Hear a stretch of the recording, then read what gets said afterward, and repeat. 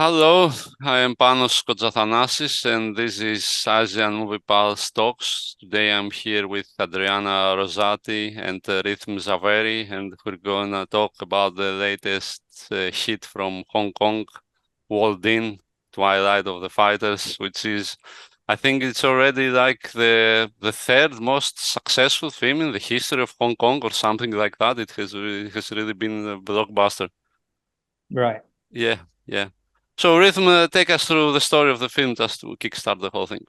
Yeah, sure. The film begins in the past when this guy called Cyclone, who's a newcomer in the Kowloon wall city, and his gang fight the leader of the area, Louis, and his right man, Jin, who is the king of the killers. They eventually manage to win and take over Kowloon wall city. In the 80s, as Hong Kong has become a global economic powerhouse, a number of immigrants, including ethnic Chinese, try to sneak in with our protagonist, young Chinese Vietnam man Chan Lo Kwan being one of the many. His first experience in the country is with Mr. Big and his triad, who, after the young man proves his prowess in fighting, ask him to join his gang. Chan declines, but is convinced by Mr. Big that he will help him in a series of events that ends up with him being cheated on and chased inside Kowloon, having a bag of drugs he stole in his hands. While he's in the walled city, he meets and is beaten by Cyclone and his gang, who eventually allow him to stay and do a series of odd jobs for them in order to get enough money for Chan to buy a local ID. Gradually, and after a case of settling matters with a woman abuser, he becomes close friends with Shin, a knife expert, 12's master, a former drug addict, and AV, another immigrant with a medical license who serves as Kowloon's doctor. All of the youths seem to have been saved by Cyclone in one way or the other in the past, and they all treat him as a mentor and boss.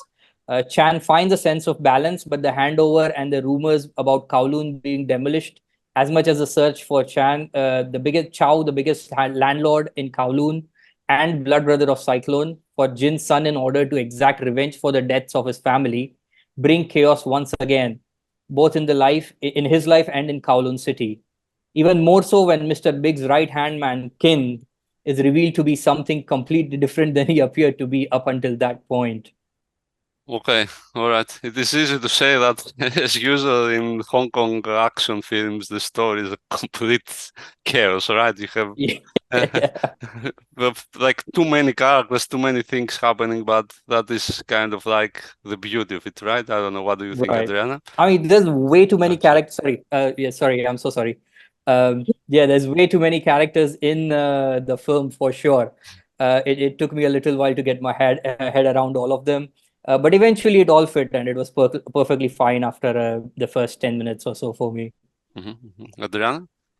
But yeah, the same. I mean, there were lots of characters, lots of stories. At the beginning, again, I was a bit, but then because the film it took me so much, and the action and everything, the visual and everything, you sort of forgive the the holes, and it all works. Yeah, yeah. And I mean, Also because at some point the attention focus on the group of the elders, the young, the brotherhood, so you know what to follow. yeah, yeah. And I mean, it's like it was always this case with Hong Kong movies, like from the 80s and 90s, that it becomes obvious that the way they're writing the script, they don't do like a linear thing that has a beginning, middle, and then they just focus on the major scenes and they construct the whole story around it, which is it's weird to see because there are always a lot of plot holes and things that don't make sense. But I mean, as a whole, in the end, it makes sense. That's the beauty of Hong Kong cinema, right? Rhythm? Yeah. Definitely, I agree. With this one as well, to be completely honest, it didn't feel as disjointed narratively as some of the films from the past, but it definitely has that element wherein the focus majorly does seem to be on the set pieces and the action sequences. But somehow the storyline kind of, gels everything well nicely together, even if it is not the most, freshest of storylines. Mm-hmm. Adriana? Yeah, I agree, and also I thought for example, the plot twist, let's say the reveal towards the end, it's a bit far fetched, but then in the end, it was so easy to suspend the disbelief. It's all wonderful. Yeah, yeah. And the whole thing takes place in Kowloon, which okay, this was a truly chaotic place that I don't know. I think Adriana, you have seen that documentary by that German guy who was inside the city. It was like a total chaotic setting with no laws and whatsoever. But okay, I think it is demolished now. But I don't know. I felt like there was some kind of nostalgia in the feeling about how Kowloon was. I don't know if you got something like that, Adriana. Yeah, definitely. Because Kowloon has always been depicted as the walled city where triads and drug dealers and all the scam of Hong Kong and China was arriving and working together. But in reality, Kowloon was a very functioning community of people, or real people. There were people making, food, like the food production. All the fish balls they were selling in Hong Kong came from the artisan in the wall city in Kowloon, and then I don't know, the noodle maker, lots of doctors, unlicensed doctors that were actually working very well and serving the community. They couldn't have afforded, a real doctor. So, and there was a very very special sense of community. It's always missing in film, because the whole city is always the ground of gangster movie. Not many, because there are many of film based there, but that was the main point. And so this film is very special because it highlights this community and the sense of community. And I always had the fascination for Kowloon, and so watching this film was like watching all the photos that I've seen all coming to life. They did a very thorough and good research for this film, based mainly on the picture of a Canadian photographer, very famous, called Greg Giraud. Is the one that Girard, sorry, the documented walled city. And some of the setting, the scenes of the film are like, it's like watching those pictures coming alive. All the children playing on the roof, and the plane passing by, because the Hong Kong airport used to be close to Kowloon, and so the plane were flying very very low over the whole city. So yeah, that was it's a big thing, of a big aspect of this movie that is enjoyable. Rhythm about Kowloon. Yeah, I must admit that I didn't really know about the city before I saw this film. But after I did it, I read up on it quite a bit. And yeah, I think what Adriana mentioned, about the community. I mean, it had a repute, the place of being the place where the scum of the scum went. And but in addition to that, the film, the place seems like, based on what I read and what Adriana just said, a place that was very well knit as a sort of cohabiting space, and where people were, or would have had to be, I assume, uh, had to live as a very close knit sort of a family, or a de facto family type of situation. And in that sense, what this film depicts seems quite accurate to me.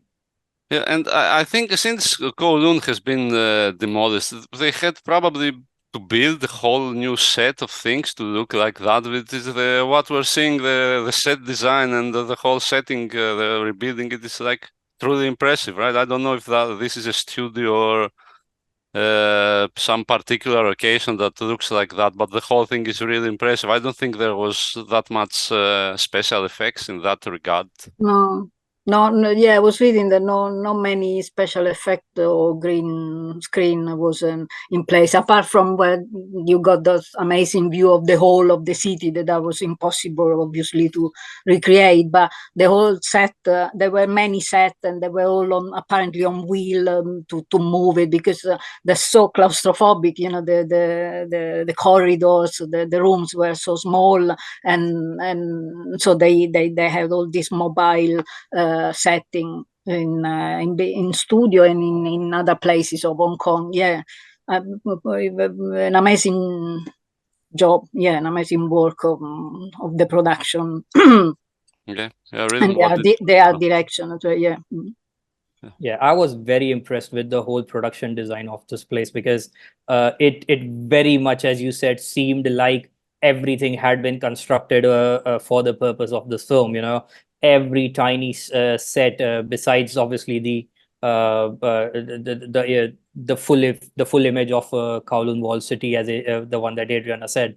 Everything else apart from that just seemed like it was being lived in, and and even the characters, the actors, most of them who were supposed to be living in that place for a while, they just moved and walked and talked as if they belonged there, as if they had been living in that place. So it was very much the microcosm was built so perfectly. And yeah, there were a number of moments where these tight claustrophobic spaces that were shown in the film, I was like, how have they managed to shoot, get this massive crew inside such a tiny space and manage to create this magic that they have. It's a beautiful, beautiful set designs right throughout the film. We've seen with Soi Chiang's earlier film Limbo, which had amazing production design, but I think that this film is on a different higher level than what the production design in Limbo was.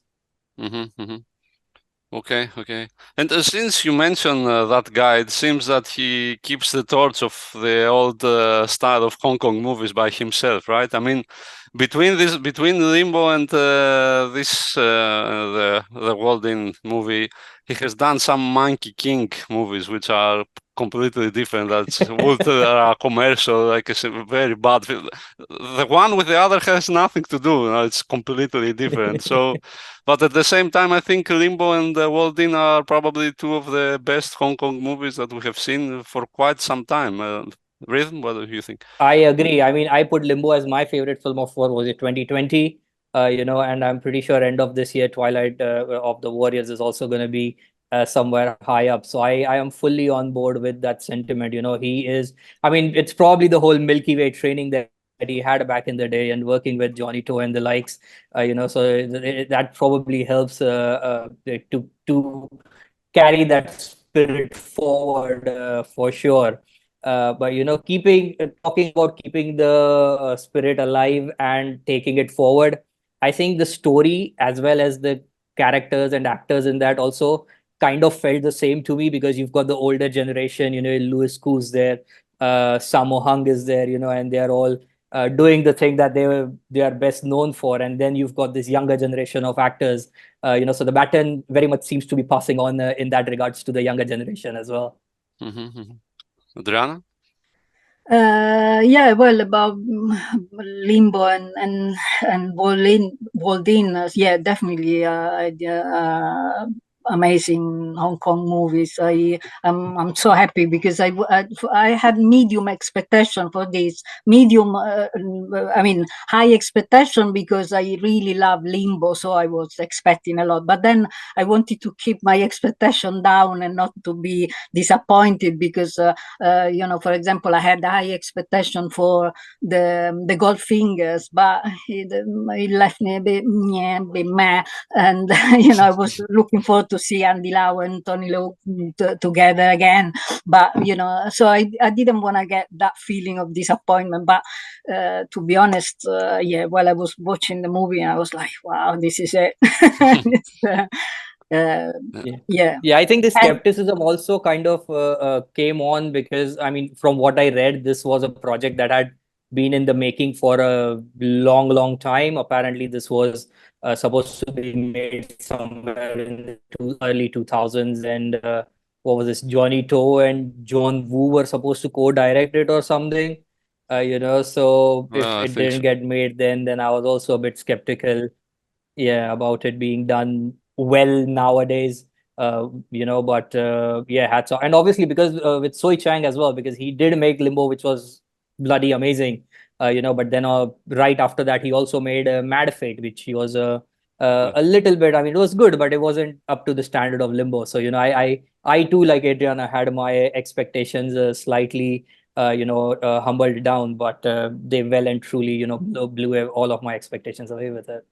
Yeah, it seems like his whole filmography, because I was watching some of his older films recently, like Sammo was back in 2007. It's completely hit or miss. Like, he has some really bad movies in his filmography, but then he goes and has this one and Limbo. But I don't know what's going on with that guy. Maybe when they give him creative freedom, he can do great stuff. But because he has to do stuff for studios, maybe it ends up not being so well. I guess that's a common thing. But okay, it's good that we have him and that he keeps making movies as these two, so I think we're gonna be okay. And Right. since you were talking about the cast, yeah, this is like, okay, as you mentioned, we have Sammo Hung, Louis Koo, and from the younger generation, we have Raymond Lam and Philip Ng, or how it is pronounced, this NG thing. Like, the cast is really impressive, right? Rhythm? Yeah. Oh, beautiful. And as much as Louis Koo and Sammo Hung were amazing, I honestly thought Sammo Hung was probably gonna have a small cameo role or something. He's gonna be in one scene and probably go away. But he had an amazing character arc to himself. And yeah, Louis Koo had me from that very first scene. Where he flicks the cigarette up in the air and then he breaks the guy. I was all in for the film from that moment on. But we know what these big wigs are capable of.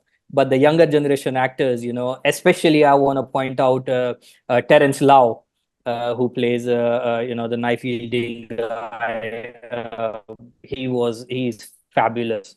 He fights well, he acts well. I saw him in, what was it, Beyond the Dream, his debut film.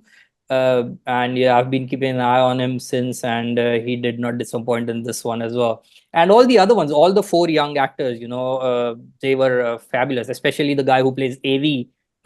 He quite impressed me as well, with his build and his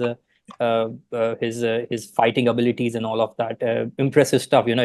If somebody is gonna sort of pass the baton down from someone like Sammo Hung, I think these guys had the right mindset and the right abilities to take it forward from there. Adriana, about the cast? Well, yeah, the cast is really impressive. Okay, then let's say that the old guys are all amazing, and they really add to the enjoyment of this film because it's such a nod to the old old glories of Hong Kong, and so that is there is nothing to add to the fantastic. But the young guys are really good, and I really like them a lot because they really embody again these themes that are so typical of Hong Kong genre of the 60s, like since the 60s, like the brotherhood, the lawyer, the betrayal, and things, and the brotherhood of blood, and they're so fresh. There is brotherhood even in between the elders, but there is lots of melancholia there, while the young are really it's like, yeah, Yeah. the Yeah. And it, it's like, you still have Sammo Hung fighting, which is like, I don't know when this guy will stop fighting in movies. I mean, yeah, and he's like, I I think was that, I was so happy he got yeah, those few scenes of the fighting as well. I was hoping he had them, and they did not. Yeah, they were fantastic to see. he yeah, was looking good actually. yeah, He lost a bit of weight. He was. Yeah. I saw him in Udine a few years ago, and he was very big and very puffy, and it looks better here now. yeah. But you know. Yeah, and it's also a bit funny because throughout his career, in his fighting scenes, he rarely loses. He always, I mean, I don't know if you remember SPL, which was really funny because he had to fight like Donnie Yen in his top form, but he doesn't exactly lose in that film. Like neither, he doesn't want to lose even in film. So yeah, but okay, so to okay, this is going to be a bit spoiler, but I wanted to ask you that. So. Which of the two did you want to win, Louis Koo or Sammo Hung when they fight in the movie? Really? I Yeah, it's weird because I did want Louis Koo's character to win, but I so wanted Sammo Hung, the actor, to not lose at all. yeah, yeah, Yeah, definitely. yeah. Adriana? I don't know. It's a tricky question. I don't know. I wanted Louis Koo to win, but yeah.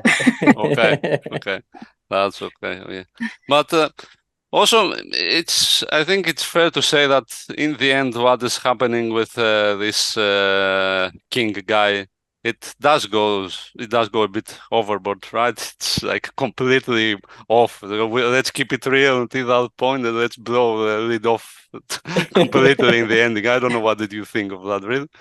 Yeah, I that is the one part of the narrative that I was like, are you really kidding me right now? But that point, I was, I had given into the film so completely that I was like, okay, you know what, just blow my socks off, just give me a damn good fight.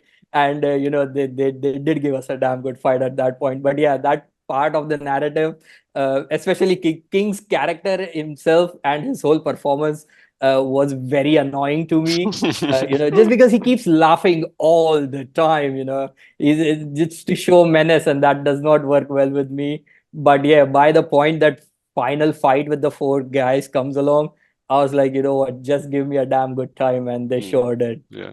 Yeah, I guess it goes back to what I mentioned before. It's like, okay, we need a big fight here. So what do we do? Let's make one fighter totally indestructible and make it big. So that was the whole thing, I guess. I don't know. What did you think, Adriana, about that part? Well, it was a bit weird. I don't mind a bit of magic and a bit of spiritual boxing, but it didn't happen until the end. I mean, it's not that it was established from the beginning that he had this superpowers, and it just happened at the beginning. So at the sorry, at the end, and apart from laughing and being just the typical body and dressed awfully. But at the Yeah. end, this magic all came out, and it was a bit weird. But again, as Rhythm said, at that point, whatever. Yeah, yeah. Yeah. Yeah, I guess you can interpret it as like part of the humor in the movie. That okay, there is some humor here and there. Like you have like Louis Koo, who is extremely cool, but he's actually a barber, which also does not make any sense at all.